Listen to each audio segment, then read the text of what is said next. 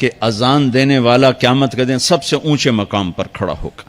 حضرت علی فرمایا کرتے تھے کاش میں اللہ کے نبی سے حسن حسین کے لیے مسجد نبوی کی اذان مانگ لیتا، یہ حضرت علی فرمایا کرتے تھے۔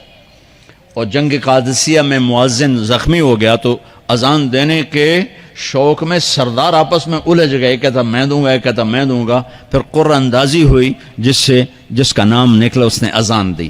حضرت عمر فرمایا کرتے تھے اگر میں امیر المومنین نہ ہوتا، اگر میں خلیفہ وقت نہ ہوتا تو میں مسجد نبوی کا مؤذن بننا پسند کرتا۔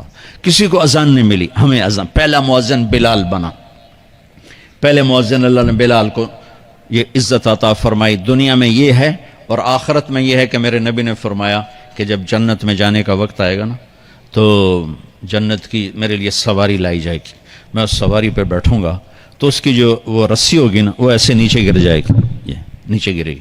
اس رسی کے یعنی اس کی جو لگام ہوتی ہے نا وہ نیچے گرنے کا مطلب ہے یہ ایسے نیچے گر گئی۔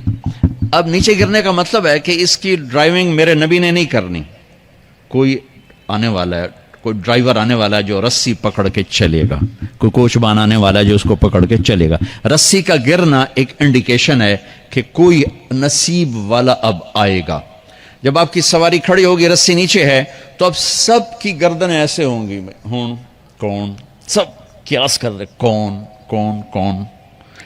اللہ کی طرف سے اعلان ہوگا بلال کو بلایا جائے، بلال بلال، تو بلال آپ کی سواری کی لگام پکڑیں گے اور آپ نے فرمایا کہ سب سے پہلے میں جنت میں جاؤں گا اور بلال میرے ساتھ ہوگا، میری سواری کی لگام پکڑے ہو جائے گا۔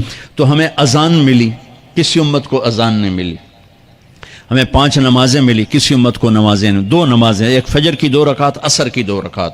باجماعت نہیں، ان کو اپنی کتاب یاد نہیں، ہمیں قرآن یاد ہے۔ میرے مدرسے میں ایک بچہ اب ماشاءاللہ امریکہ میں وہ پڑھا رہا ہے، اس نے 30 دن میں قرآن یاد کیا، صبح یاد کرتا تھا، شام کو تراویح میں سناتا تھا۔ میرے مدرسے کا بچہ ہے، صبح بیٹھ کے مغرب تک پورا ہے سپارہ یاد کر کے اور عشاء کو تراویح میں سنا دیتا تھا۔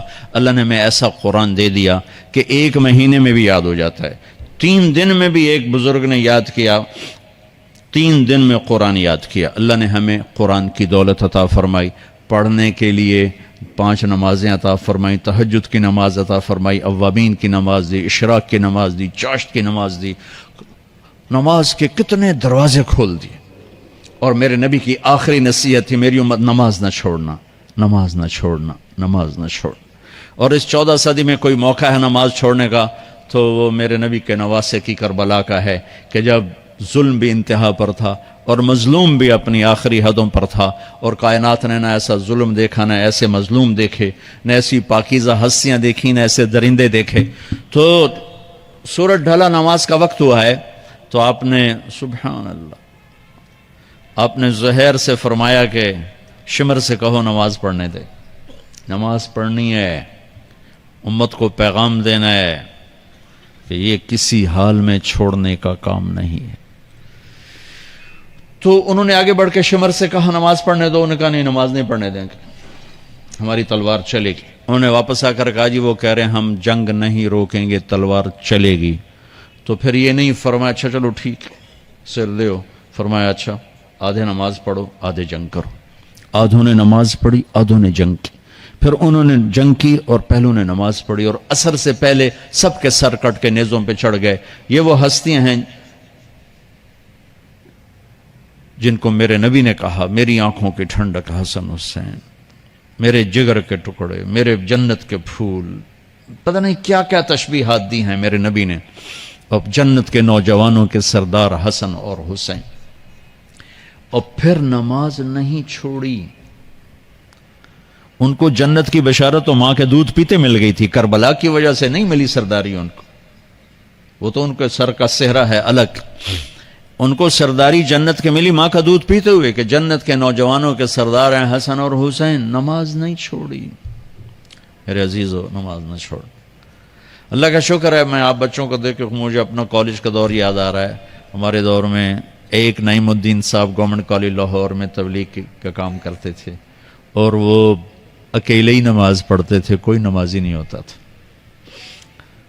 اور کسی لڑکے کی داڑھی نہیں تھی، کسی لڑکی سوا سے ایک نعیم الدین کی۔ اب ہر کالج میں جائے داڑھیوں والے بچے نظر آتے ہیں، ٹوپیوں والے بچے نظر آتے ہیں، کوئی لڑکی کے سر پہ دوپٹہ نہیں ہوتا تھا، کوئی ایجوکیشن تھی۔ اب لمز جیسی یونیورسٹی میں بھی لڑکیاں پورے برقعے میں ہوتی ہیں، حجاب میں ہوتی ہیں، نقاب میں ہوتی ہیں۔ جہاں برائی کا گراف اوپر گیا تو نیکی کا بھی اوپر گیا، جہاں برائی کا لیول اگر بڑھا ہے تو نیکی کا لیول بھی بڑا ہے۔ اتنا بڑا میری نسل کا مجمع اللہ کی بات سن رہا ہے، یہ اس دور میں کوئی تصور نہیں کر سکتا تھا۔